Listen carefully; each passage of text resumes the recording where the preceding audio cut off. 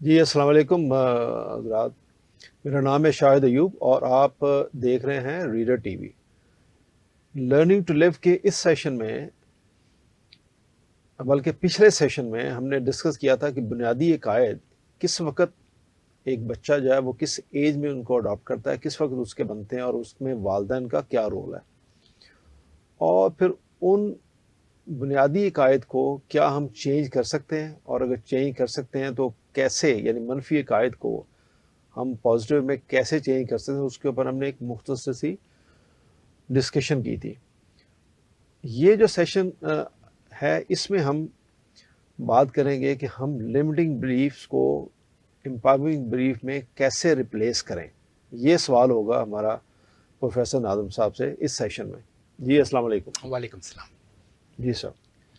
जैसे कि शायद साहब आपने कहा कि हमारे बिलीफ्स मोस्टली 7 साल की उम्र से पहले जी जब हम बच्चे होते हैं तो वो पुख्ता हो जाते हैं, बन जाते हैं। And normally over a period of time हम उनको क्वेश्चन नहीं करते, हम समझते हैं कि those beliefs are true beliefs. What happens is कि जब हमारा एनवायरनमेंट बदलता है, जब वक्त बदल जाता है, कॉन्टेक्स्ट बदल जाता है, तो हम समझते हैं कि वो बिलीव्स जो कि हमने बचपन में अपने साथ कैरी किए हैं, दे आर नॉट फंक्शनिंग। तो लिहाजा वो वक्त की ज़रूरत होती है कि हमें उन बिलीव्स को, जो कि अब एक लिमिटिंग बिलीव्स बन चुके हैं, जी उनको हमने तब्दील करना है। It's a very hard exercise, लेकिन वो हमारी मजबूरी होती है, हमें करना पड़ता है। तो the first step towards challenging those limiting beliefs जिनको हम ट्रू समझते हैं, उसके लिए ज़रूरी है कि आप अपने जहन में उन बिलीव्स के बारे में डाउट क्रिएट करें। ठीक। ये बीज है, जैसे मैंने पहले कहा था कि आप अपने जहन में सबकॉन्शियस में जब एक बीज बो देते हैं तो वो फिर gradually it converts into another belief. तो आपने जब डाउट उसके अंदर बीज बोया है, इट स्टार्ट्स क्वेश्चनिंग कि ये जो पुराना मेरा बिलीफ है ये अब काम नहीं कर रहा, तो लिहाजा व्हाट शुड आई डू, क्योंकि उस बिलीव्स के हमें नुकसानात हो रहे हैं जिंदगी के अंदर। ठीक। बचपन में आपको बताया गया था कि most people are dishonest and must not be trusted. अब ये जो बिलीफ है, ये होल्ड बैक करता है हमें, हमें रोकता है स्ट्रेंजर्स के साथ मिलने से, और ये हमें ये भी रोकता है कि हम अपने कलीग्स के साथ एक फ्रेंडली एनवायरनमेंट क्रिएट करें। हमें दूसरों के साथ इंटरेक्ट करने से, इवन लार्जर फैमिली में इंटरेक्ट करने से रोकता है, क्योंकि ये बिलीफ बचपन में हमें बता दिया गया था कि सिर्फ आपके जो करीबी लोग हैं वही आपके अच्छे दोस्त हैं, उन्हीं के साथ आपको ज्यादातर जी, रिलेशनशिप आपने कायम कोट रखनी किया था चाहिए। पिछले सेशन में। So think for a while कि ये जो लिमिटिंग बिलीफ है ये आपको किस तरीके से रिस्ट्रिक्ट कर रहा है, रोक रहा है जिंदगी में दूसरे ऑप्शंस और पॉसिबिलिटीज जो कि जिनसे आपकी जिंदगी में ग्रोथ और डेवलपमेंट हो सकती है, पर्सनल और प्रोफेशनल, उसके रास्ते में रुकावट है ये belief. So realising that we live in a world which is an interdependent world. अब दुनिया बदल चुकी है, ये इंटरडिपेंडेंट वर्ल्ड है। और अगर आप ये सोचें कि मैं दूसरे लोगों को ट्रस्ट नहीं करूंगा तो लोग मुझ में भी ट्रस्ट नहीं करेंगे। सो इट हाँ जी। So this element of mistrust, doubt will make your personality unloving and unsocial. ये तो अभी तो मैं ये समझता हूँ कि अगर आप आज का दौर देखें तो मैंने तो कई दफ़ा कुछ चीज़ें ऐसी देखी, जैसे अगर आप मुझे इजाज़त दें तो मैं दो चीज़ें कोट करूँ। लोग अपने बच्चों पे एतबार करने को तैयार नहीं है। Absolutely right. मतलब ये कितनी अफसोसनाक बात है। और एक मैं एक एग्जांपल में, और जो फैक्चुअल है, मैं कोई ऐसी नहीं मैं बयान कर रहा जो कोई कोई सिर्फ कहीं से ली है। हमारे एक बड़े अच्छे दोस्त हैं, वो किसी के घर में खाना या पानी नहीं पीते। तो मैंने उनसे एक दिन पूछा कि भाई, आप किसी के घर खाना नहीं खाते या पानी भी नहीं पीते या किसी की चाय नहीं पीते, आखिर इसकी क्या वजह? तो कहने लगे कि मुझे ये यकीन नहीं है कि इसने जो पैसा कमाया वो हलाल का है या हराम का है। Absolutely right. तो इसलिए मैंने कहा था, मैंने कहा ये अथॉरिटी आपको किसने दी कि आप ये जज करें कि इसका पैसा हलाल का है या हराम का है। बेशक, ये तो बहुत बड़ा डाउट है जो आप दूसरों पे क्रिएट कर रहे हैं। तो यही डाउट जो है वो दूसरे भी आप पे क्रिएट करेंगे। Absolutely. तो आप ये कहना चाह रहे हैं आप? वही कि आप लिहाजा जब तक आप ये डाउट क्रिएट नहीं करेंगे अपने जहन के अंदर कि ये जो लिमिटिंग बिलीफ है ये मुझे कहाँ कहाँ मेरी जिंदगी के अंदर हायल हो रहा है, ठीक है, तो ये आप सबसे पहला कदम करेंगे अगर आप अपना लिमिटिंग बिलीफ को एम्पावरिंग बिलीफ में कन्वर्ट करना चाहते। क्योंकि लास्ट सेशन में मैंने आपको कुछ सवाल कहे थे जो कि जी, अपने जी। आप में और जिनके जवाब आपने सर्टेनली यू जी, मस्ट आपने कहा था हैव कि बैठ जाएं और सोचें, इसके ऊपर क्वेश्चन करें। सो आपको इस बिलीफ को काउंटर, जो आपका लिमिटिंग बिलीफ है उसको काउंटर करने के लिए आपको ये सोचना आपको पड़ेगा कि if I stick to this belief, एक दिन ऐसा आ जाएगा कि मैं जिंदगी दुनिया में मैं तन तनहा रह जाऊंगा। अगर ये सोच मुझ में आ जाए कि अगर मैं इस बिलीफ को एम्ब्रेस करते हुए अगर जिंदगी गुजारूंगा और किसी वक्त मैं अपने आप को दुनिया में तन तनहा महसूस करूंगा, इट्स अ हॉरिफाइंग आइडिया। लिहाजा शायद साहब जब ये स्टेज मेरे में आ जाएगी कि मैं उस लिमिटिंग बिलीफ को एक हॉरिफाइंग आइडिया में कन्वर्ट कर लूंगा अपने जहन के अंदर, I will start thinking about my belief which may have taken very long time. समझ आ गई कि नहीं कैसे मैंने अपने लिमिटिंग बिलीफ को मैंने चैलेंज कर लिया। और अगर आप चैलेंज नहीं करेंगे तो मेरा ख्याल है कि आप एक मिजरेबल लाइफ गुजारेंगे। एब्सोल्युटली राइट, है ना? Absolutely right. जैसे एक और इंसिडेंट एक और वाकया मेरे जहन में आया। वो एक साहब थे, तो वो कहीं मैंने उनसे पूछा, एक दफ़ा बात हो रही थी किसी मौजू के ऊपर, तो वो कहने लगे कि मैं जब भी घर से बाहर जाता हूँ तो मैं अपनी वाइफ को घर के अंदर बंद करके बाहर से लॉक करके जाता हूँ। Oh my God. तो मैंने कहा ये काम आप क्यों करते हैं? तो कहने लगे कि I don't trust women. See limiting belief. मैंने कहा कि आप ये बात जो कर रहे हैं, कभी आपने ये सोचा है कि आप अपनी जिंदगी को कितना मिजरेबल बना रहे हैं? ठीक है, नाउ वी हैव आइडेंटिफाइड हाँ। कि ये मेरा लिमिटिंग बिलीफ है और इसको मैंने बदलना है। जी, second step is start questioning your limiting belief.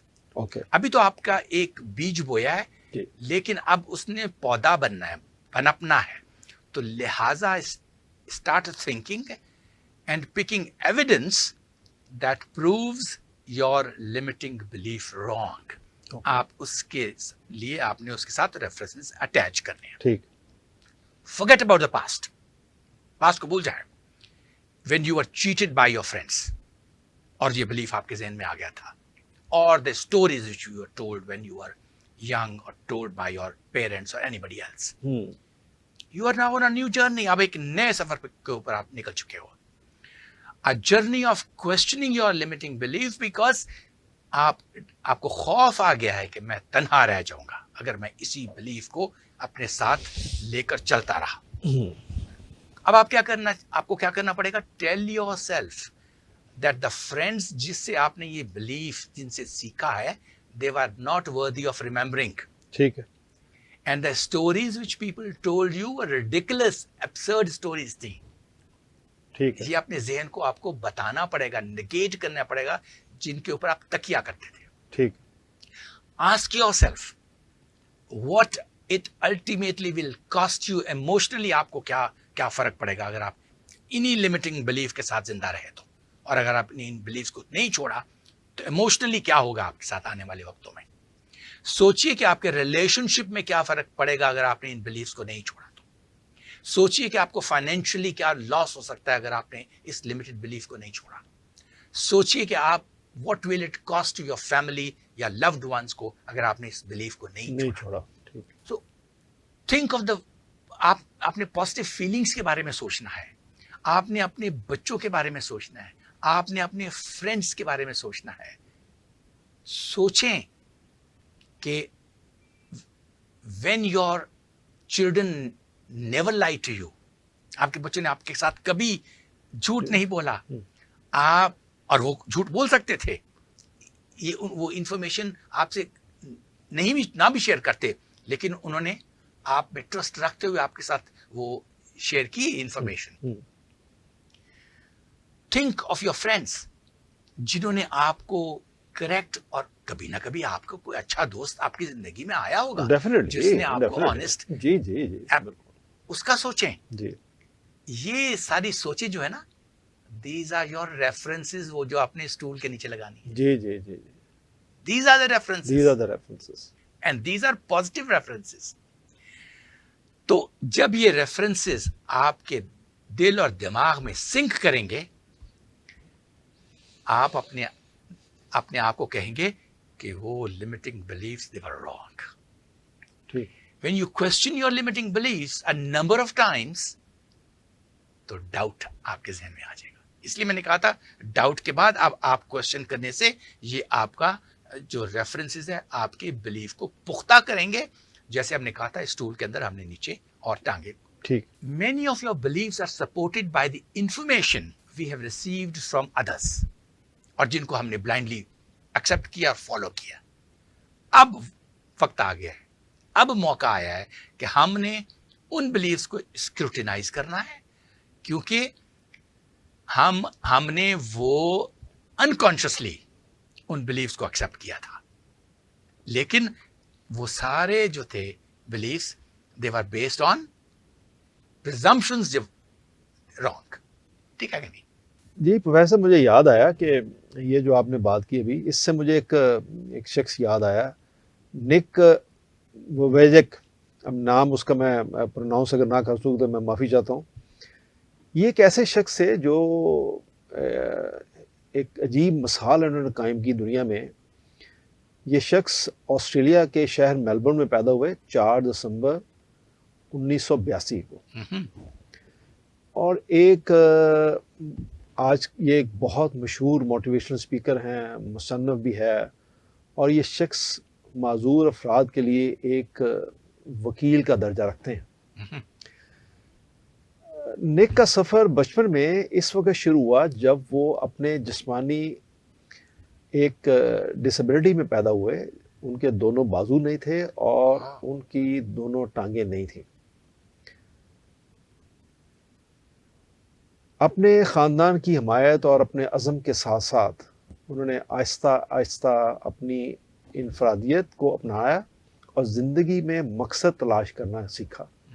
ये वही बात है जो हमने पहले की थी कि जब आप एक डिफ़ाइन पर्पस को आप डिफ़ाइन कर लेते हैं, आपका पर्पस है क्या ज़िंदगी का, तो फिर काम बड़ा आसान हो जाता है। अपनी नौजवानी के सालों इनिशियल सालों में निक ने अपने स्कूल में थोड़ा थोड़ा बोलना शुरू किया, और इस मुश्किलात जो कि एक जिस्मानी उसके साथ एक डिसेबिलिटी थी, उस पे उसने काबू पाने की कोशिश की और काफ़ी हद तक कामयाब भी हो गया। अब ये जब से थोड़ा बहुत बोलना शुरू किया तो ये खबर आहिस्ता आहिस्ता लोगों तक पहुंची और शहर में भी पहुंची। तो लोगों ने उसे मुख्तलिफ तकरीबात और छोटी मोटी सेशंस और एक जैसे एक छोटी मोटी कॉन्फ्रेंस में बुलाना शुरू कर दिया, दावत देनी शुरू कर दी, और ये यहाँ से उसकी ज़िंदगी का एक सफ़र शुरू हुआ और मुख्तलिफ लोगों के साथ उसके राब्ते हुए, और यही करते करते और एक दिन वो इंटरनेशनली बैनुल-अक़वामी सतह पर वो एक बहुत मशहूर शख्सियत बन गई। मोटिवेशनल स्पीकर की हैसियत से उसने 65 से ज़्यादा ममालिक का सफ़र किया है आज तक। अंदाज़ा लगाइए, अंदाज़ा करें आप, वो शख्स जिसके दोनों बाजू नहीं है और दोनों टांगे नहीं है, ये याद रखिएगा। आज वो लाखों लोगों की उम्मीद के एक उम्मीद है, लाखों लोगों की एक उम्मीद है। वो अपने पैगाम के साथ साथ वो अपनी ज़ाती जो तजर्बात हैं वो लोगों के साथ शेयर करता है। अपनी माजूरी के इनिशियल साल वो अक्सर लोगों को ज़िक्र करता है, और अपने माशरती अपने इकनॉमिक जो उसके हर्डल्स थी उसका उसने बहुत दफ़ा ज़िक्र किया। और आज वो एक गरीब शख्स नहीं है, आज वो एक माजूर शख्स नहीं है, ना उसे माजूर कहना चाहिए, मेरा ख्याल है, ना उसे स्पेशल कहना चाहिए। निक की खूबसूरत बात यह है कि वो उसने कई किताबें लिखी, जिनमें से इसकी सबसे ज़्यादा फ़रोख्त होने वाली जो उसकी अपनी स्वान-ए-हयात है, जो उसने अपने बारे में लिखी। और यहाँ मैं इस स्टोरी का इख्तिताम करता हूँ कि उसको आप ज़रूर कभी टाइम मिले तो उसको सुनिए, वो एक बड़ी सबक-आमूज़ कहानी है।